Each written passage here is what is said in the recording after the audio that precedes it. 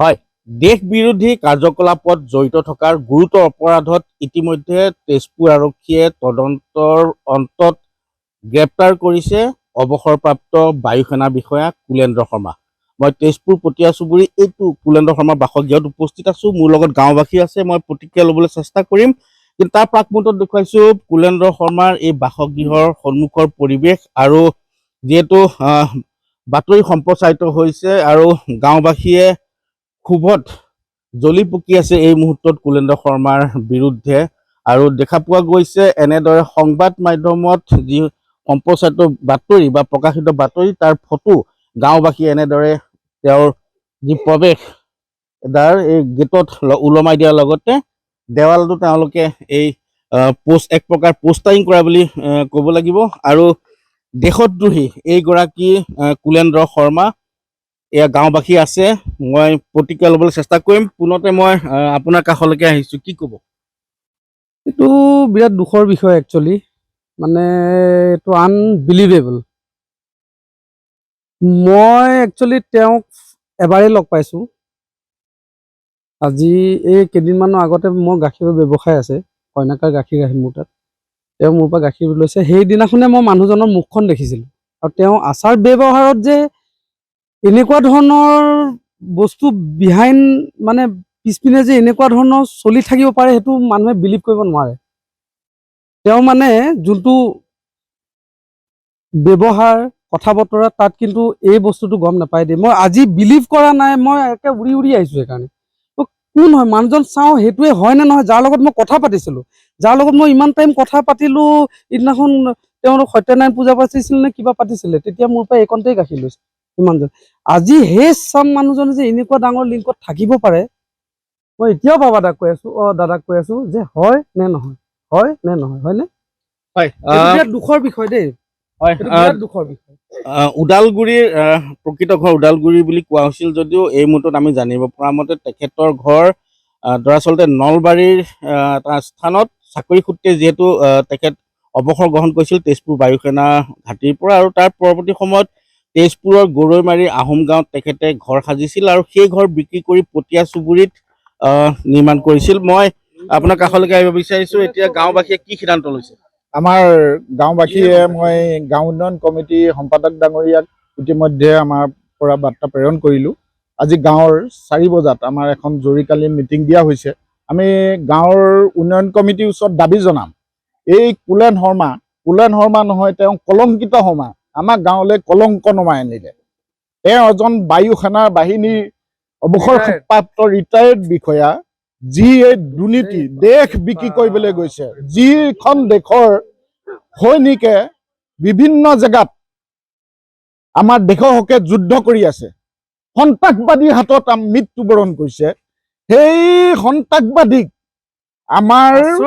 আমাৰ বিভিন্ন মেছেজ প্ৰেৰণ কৰিছে। ধিক্কাৰ, তেওঁ জন্ম ধিক্কাৰ দিছোঁ। আমি গাঁওবাসীয়ে একেমুখে কৰিছোঁ, গৰিহণাযোগ্য। তেওঁ যি থকাৰ কোনো হক নাই। আমাৰ এই ছ'চাইটিত তেওঁ সৰু সৰু কামত আগতে আমি দেখা গৈছিলে, বিভিন্ন সৰু সৰু কথাত তেওঁ আমাৰ বিভিন্ন ওচৰ চুবুৰীয়াক টং কৰি ৰাখিছিলে, বিভিন্ন বিশৃংখলতা কৰি ৰাখিছিলে। তেওঁ এই দেখিয়ে ৰাখিছিলে নেকি, তেওঁ বিভিন্ন ধান্দা কাৰণে ৰাখিছিলে নেকি, যে তেওঁ এইবিলাক দুৰ্নীতি কাম, বিভিন্ন দেশ বিকা কাম কৰে। এই দেশ বিকা কামত ময়ে নহয়, প্ৰত্যেকজন পতিয়া চুবুৰী গাঁওবাসী মৰ্মাহত হৈছোঁ। আজি আমি গাঁওবাসী হিচাপে তেওঁক ধিক্কাৰ দিছোঁ, তেওঁ জীৱনৰ ধিক্কাৰ। আৰু ময়ো এজন ডিফেন্স চিভিলিয়ানৰ কমৰেডৰ, ডিফেন্সত এনেকুৱা মানুহ কোনো স্থান নাপায়। আজি দেখা গৈছে বিভিন্ন জাতিবাদত তেওঁ ইয়াত জাতিবাদ প্ৰথা সৃষ্টি কৰিবলৈ চায়। আমাৰ বিভিন্ন তেওঁ উগ্ৰ জাতীয়তাবাদ ইয়াত দেখা যায়, বিভিন্ন জাতিৰ মাজত তেওঁ কৰে। বামুণ সুধীৰ মাজত তেওঁ বিভাজন আনে, তেওঁ ভাঙোনমুখী মানুহ। তেওঁ এনেকুৱা এজন মানুহ, যিজন মানুহ আমাৰ নেতা, এই সৈন্য বাহিনীৰ নেতা নহয়, আমি কুলংগাৰ নেতা হ'ল। তেওঁ পুত্ৰও সৈন্য বাহিনীত আছে। তেওঁ সহযোগে এই মুহূৰ্তত দেখুৱাইছে কুলেন্দ্ৰ শৰ্মাৰ পতিয়া চুবুৰী এইটো বাসগৃহ। প্ৰায় 10 বছৰ পূৰ্বে এই স্থানতে তেওঁ এইটো ঘৰ সাজিছিল। আৰু এই মুহূৰ্তত তেখেতৰ পত্নী এইটো বাসগৃহতে আছে আৰু তেখেতৰ এটা পুত্ৰ সন্তান আৰু এগৰাকী কইনাক যিহেতু বিয়া দিছে আৰু পুত্ৰ বায়ু সেনা বাহিনীতে কৰ্মৰত বুলি জানিব পৰা গৈছে। এতিয়া প্ৰশ্ন উঠিছে বিভাগীয়ভাৱে পুত্ৰৰ ওপৰতো হয়তো সন্দেহ উপজিব। মই গাঁওখনৰ মহিলাও আছে, মই তেওঁলোকৰ পৰা প্ৰতিক্ৰিয়া ল'বলৈ চেষ্টা কৰিম। শুনিছো তেওঁলোক সামাজিকভাৱে আপোনালোকৰ লগত মিলা মিছা নাছিল। নাই কাৰো লগতে মিলা মিছা নাই। এডোখৰ মানে মানুহঘৰ এনেকুৱা আছিলে মানে জানিছিল চাগে তেওঁলোকে, আমি গম পাম, সেইকাৰণে তেওঁলোকে মানে কাৰো লগত মিলা মিছা নকৰে। মানুহক মানে হিংসা কৰে, বহুত হিংসাপ্ৰিয় মানুহ ঘৰ, কাৰো লগত মিলা মিছা নকৰে। আমি এনেকুৱা মানুহ এডোখৰত থাকিবলৈকে দিবলৈ মন নাই। কিয় জানে ঘিণ লাগিছে মানুহ ঘৰ, ইমান ভাল মানুহ, পিছত চৰিত্ৰ সেয়া ইমান লেতেৰা চৰিত্ৰ। এয়া মানুহ আমাৰ ওচৰত থাকিব নোৱাৰিব, আমাৰো ভয় আছে। আৰু এনেকুৱা মানুহ ওচৰত থাকিলে কেতিয়াবা বিপদ কৰিব, সেইকাৰণে আমি গুচি যোৱাটোহে ভাবিছো। এটাই কম যে তেখেতলোকক আমি ইয়াৰ পৰা একেবাৰে উলিয়াই পঠাম মানে আৰু ইয়াত থাকিব নালাগে। দেশৰ লগত খেলিছে তেওঁলোকে, জাতি বিৰোধী কাম কৰিছে তেওঁলোকে, গোটেই বিশ্ব ব্ৰহ্মাণ্ড মানে কপাই দিছে মানে আৰু পাকিস্তানৰ লগত বিশেষকৈ। তাৰমানে এতিয়া দেখা পোৱা গৈছে এনেধৰণৰ ব্যক্তিৰ ইয়াত স্থান নাই, নহয় জানো? হয় হয়, এজন দেশদ্ৰোহী মানুহ ইয়াত থাকিব নালাগে।